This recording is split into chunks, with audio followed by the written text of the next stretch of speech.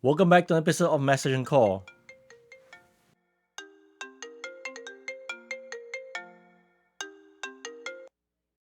Hi, Richard. I had an agile question I was hoping you could help me with. It kind of deals with a game that they play to teach people agile. Some people refer to it as the poker chip game. And in the poker chip game, you have a group of people around a table, and someone will, do work and then pass the poker chips over to the next person so that that person can do their work. And at the first of the game, the first person works all of the poker chips and passes all of the poker chips to the next person, and so on and so forth. And then at the end of the game, the first person does one unit of work, which like a user story or something, and then passes that over to the next person, and then the person does the next unit of work, and they're trying. The thought of the process is they're trying to teach you that it's better to do one thing at a time and pass it to the next person, and then the next person can be working while you're working on the other stuff. That way, you keep everybody working together, so nobody's waiting for you to finish your work. However, I sometimes have a problem with that. I see a lot of wasted. To me, I see wasted productivity sometimes in passing one chip at a time, because as a web developer, sometimes when I code, I group things together what I would think would be logically, and so then and me passing the work to the next person is typically like a tester. And instead of, like, if I'm doing a web form, instead of, like, if one of my user stories was the text field, first name, and one of them was the middle name, and one of them was the last name. To me, it makes more sense to do all three of them together, first name, middle name, last name, and then pass it over to the tester to test. However, the game tells me that I should do first name and then build it and deploy it for the tester, middle name, and then like build it and deploy it for the tester, and then last name, and then build it and deploy it for a tester. To me, like I said, I see a lot of wasted productivity in doing it one at a time, as opposed to just doing it all in a group that way. Could you help me understand where my thinking is wrong or right? I would appreciate it. Thank you. Okay, the poker chip game described sounds just like a variation of the penny game. So I will put a link to a video that describes how to play the penny game. There are a couple of things that comes to mind when I listened to the dilemma that Randy has. So number one, I would agree with what you pick up from the game itself, which is basically instead of batching things up, you want to reduce it and do one at a time. The poker chip or the penny in the game simulates a what we call a complete unit of work. In this instance, it refers to a user story. And that's how I see the game.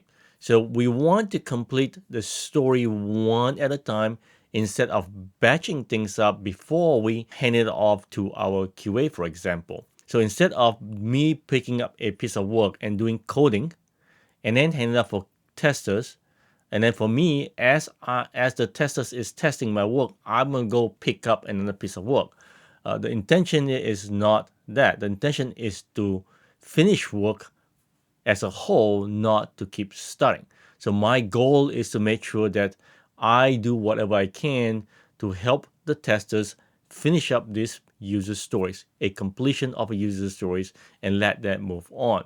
So that's the goal. The goal is to not to create this batch work for the testers. We don't want that, because what's going to happen is that over time you can create a delay in the mechanism coming back from the testers. For example, pretty often I see teams doing a ratio, what we call a 4-to-2 ratios, or a 2-to-1 ratios, for example, where two developers to one QA person, where two developers writing code and that hand off to the testers to test those two pieces of work.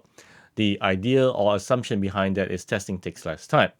So when you do that, what it does is that it creates this backlog, this queue, this bottleneck for the QA person. Over time, you will see QA is one sprint behind. QA is an afterthought. QA is 3 days behind. And then when the feedback from QA happens, then what's going to happen to developers? They have to stop. Now they have to try and remember what they did. So you don't want that. The goal is to finish one at a time. So the second thing comes to mind is that your story size might be too small. The example provided was the first name as a story, and then you do your middle name as a story, and then last name as a story where you hand it off and come back. So you don't want that. So you want your story to be one single piece that has value, that has a specific purpose, and there are specific reason why we want the story to be in one. Ideally, a story size is about maybe 1 to 3 days worth of work.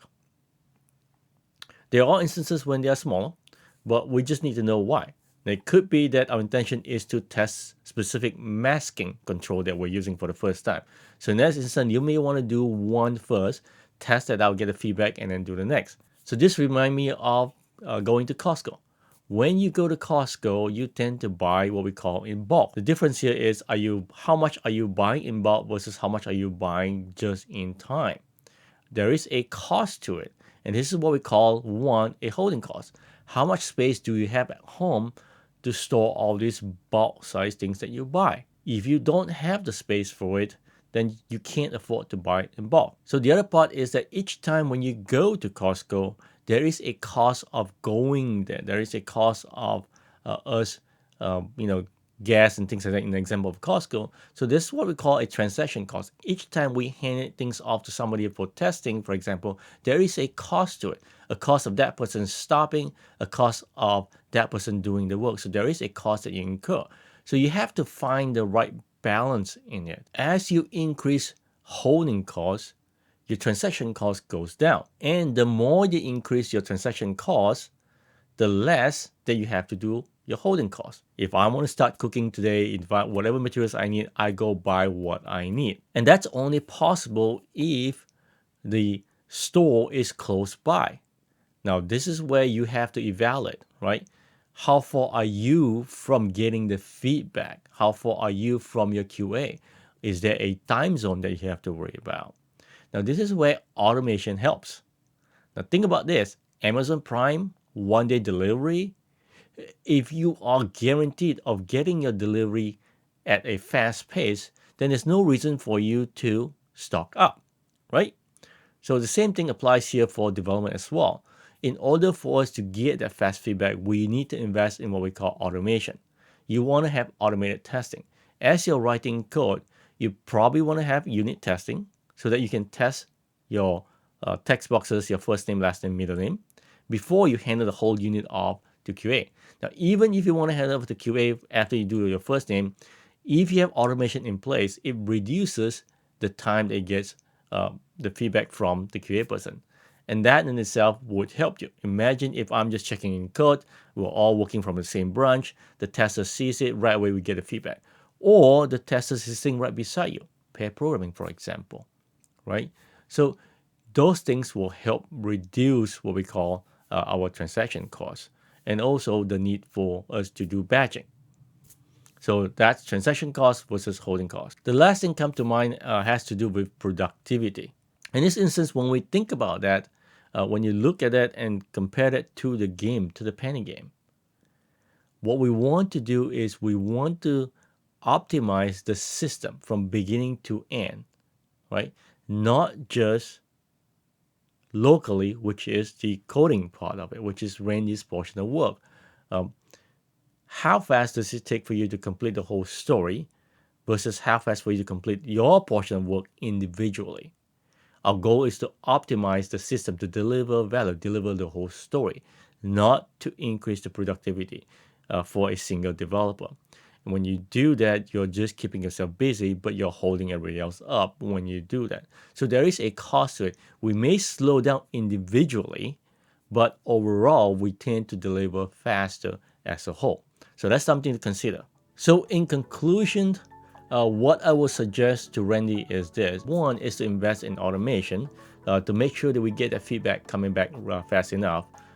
If you are distributed, maybe you want to think about closing the gap between your QA person and your coding person. Close that will reduce, again, the time to get feedback. The second thing that I would suggest is to look at your story, to make sure your story is the right size, and to work as a team to complete that story. And that's it. Now, If you have a different opinion than me, if you have different thoughts or something else that I did not discuss in analyzing or trying to help Randy, please post it in the comments below. Bye.